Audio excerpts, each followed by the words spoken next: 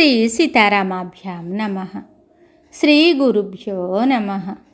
శ్రీమద్ వాల్మీకి రామాయణము అయోధ్యాకాండము 64వ సర్గము.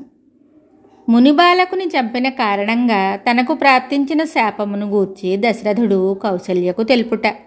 తరువాత పుత్ర దుఃఖంతో అతడు మరణించుట. ఓ పుత్ర, సగర మహారాజు, శిబి చక్రవర్తి, దిలీప ప్రభువు, జనమేజయ భూపతి, నహుష మహీపాలుడు, దుందుమారుడు మొదలగు సత్పురుషులు పొందిన లోకములకు నీవును చేరుదువు. ఓ తనయ, వేదశాస్త్రములను అధ్యయనం చేసిన సత్పురుషులకును, తపోధనులైన సాధుజనులకును, భూదానము చేసిన మహాపురుషులకును, నిత్యము హోమకార్యములను నిర్వహించడి నిష్ఠాపరులకును, ఏకపత్ని వ్రతులకును, వేల కొలదిగా గోదానములను చేసిన మహాదాతలకును, గురువులకును, శుశ్రూషలు చేసిన వారికిని, గంగా యమునాది పవిత్ర నదీ సంగమ తీర్థములలో సంకల్పపూర్వకంగా దేహత్యాగము చేసిన సిద్ధపురుషులకును లభించు పుణ్యలోకములు నీకును ప్రాప్తించును. తపోనిష్ట గలవారు జన్మించిన మన వంశమున పుట్టినవాడు ఎట్టి పరిస్థితులలోనూ అశుభస్థితికి గురికాడు, అనగా సద్గతినే పొందును. కానీ ఋషిపుత్రుడవైన నిన్ను చంపిన వాడే దుర్గతి పాలగును. ఇట్లు ఆ బాలుని తండ్రి పుత్రశోకముతో కన్నీరు మున్నీరుగా విలపించాడు. తరువాత అతడు భార్యతో కూడి మృతుడైన తన పుత్రునకు సద్గతులు కలుగుటకై జలాంజలులను సమర్పించాడు. ధర్మాత్ముడైన మృతబాలుడు పుణ్యకార్యముల ప్రభావమున దివ్యస్వరూపమును ధరించి ఇంద్రునితో కూడి వెంటనే స్వర్గమునకు చేరాడు. ఇంద్రునితో కూడిన ఆ మునిపుత్రుడు వృద్ధులైన తన తల్లిదండ్రులను క్షణకాలం పాటు ఓదార్చి తరువాత వారితోటి ఇలా అంటున్నాడు: భక్తి శ్రద్ధలతో మీకు పరిచర్యలు చేయడం వలన నాకు దివ్యస్థానము లభించింది. మీ ఇద్దరును వెంటనే నా సమీపమునకు చేరుదురు. జితేంద్రియుడైన ఆ మునిపుత్రుడు ఈ విధంగా పలికి ప్రశస్తమైన ఆకారము గల దివ్య విమానము ద్వారా శీఘ్రముగా స్వర్గమును చేరెను. తరువాత మహాతేజశాలి అయిన ఆ ముని భార్యతో కూడి వెంటనే కుమారునకు జలతర్పణములను గావించెను. అంతటా ఆయన సమీపముననే అంజలి ఘటించి ఉన్న నాతోటి ఇలా అన్నాడు: ఓ రాజా, నా ఒక్కగానొక్క కొడుకును నీ బాణముతో చంపి నన్ను సంతానహీనుని గావించితివి. ఇంకా ఆలస్యమెందులకు? నేడే ఆ బాణముతోనే నన్నును హతమార్చుము. ఇప్పుడు నాకు చావంటే బాధ లేదు. అజ్ఞానవశముననే అయినను నీవు నిరపరాధి అయిన నా కుమారుని చంపితివి. కావున నీకు మిక్కిలి దుఃఖము కలుగునట్లు దారుణమైన శాపాన్ని ఇస్తాను. ఇప్పుడు నన్ను అంతులేని పుత్ర దుఃఖమునకు గురి చేశావు. రాజా, ఇట్లే నీవును పుత్రశోకమునకు లోనై మరణిస్తావు.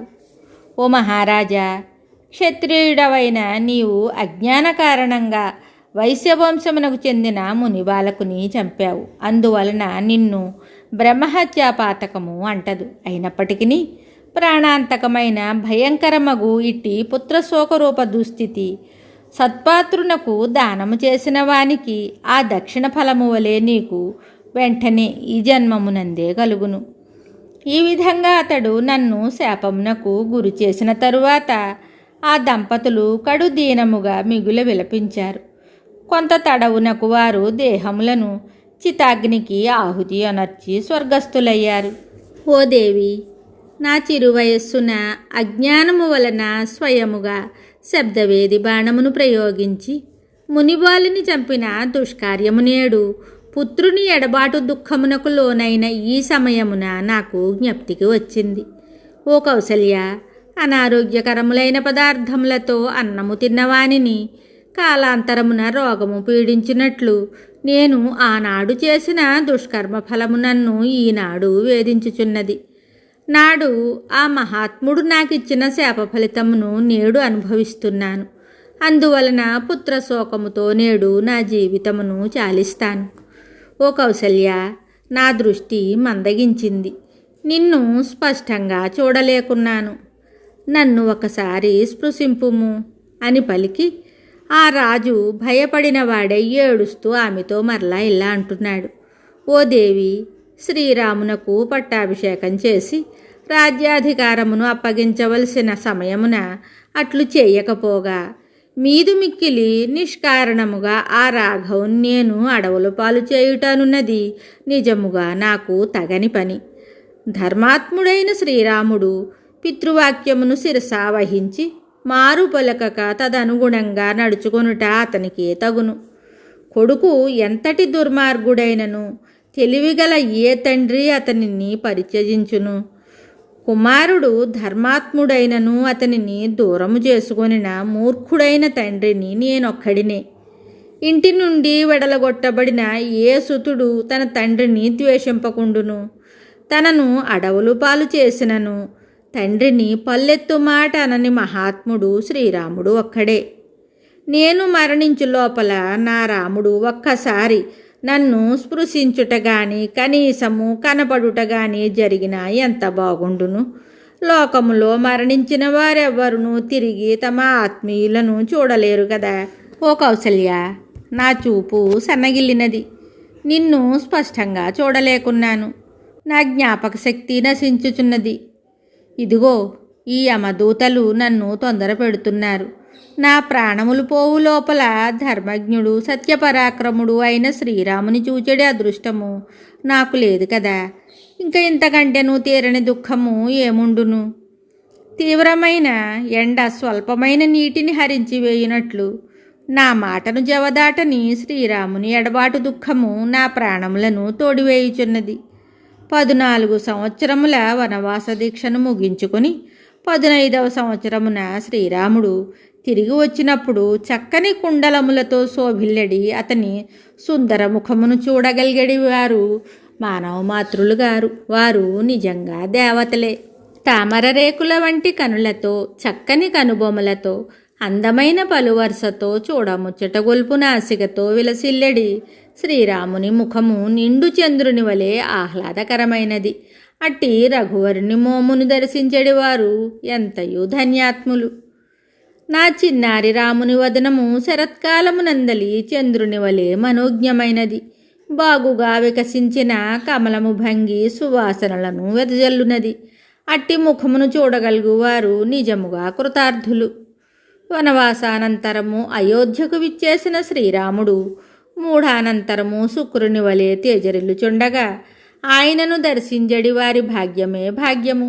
యథార్థముగా వారి ఆనందమే ఆనందము. ఓ కౌసల్య, తీరని పుత్ర దుఃఖముచే నా మనస్సు వికలమైంది. నా హృదయము శిథిలమగుచున్నట్లున్నది. జ్ఞానేంద్రియములతో కూడియున్నను శబ్దస్పర్శ రూపరసగంధముల అనుభవము నాకు కలుగుటలేదు. నూనె అయిపోవుట వలన దీపకాంతులు ఆరిపోయినట్లు నా చిత్తము దెబ్బతినుట వలన ఇంద్రియములన్నీను పనిచేయుటలేదు. వేగముగా సాగిపోవు నదీ ప్రవాహము దరులను కోసివేయునట్లు నాలో కట్టలు తెంచుకొని వచ్చుచున్న పుత్రశోకము నన్ను దిక్కులేని వానినిగా నిశ్చేష్టునిగా చేయుచున్నది. అయ్యో కుమార రాఘవ, మహాబాహు, నా కష్టములను తొలగించువాడా, తండ్రికి అండయైనవాడా, నా గారాల తండ్రి, నన్ను ఇక్కడ దిక్కులేని వానిని చేసి ఎక్కడికెళ్ళితివి?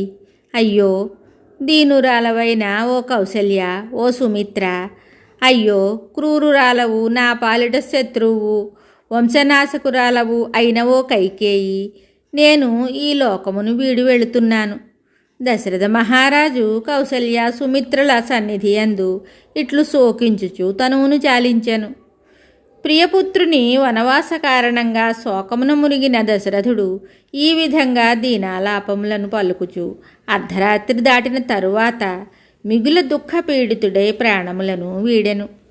వాల్మీకి మహర్షి విరచితమయ్య ఆదికావ్యమైన శ్రీమద్ రామాయణమునందలి అయోధ్యాకాండమునందు 64వ సర్గము సంపూర్ణం. శుభం.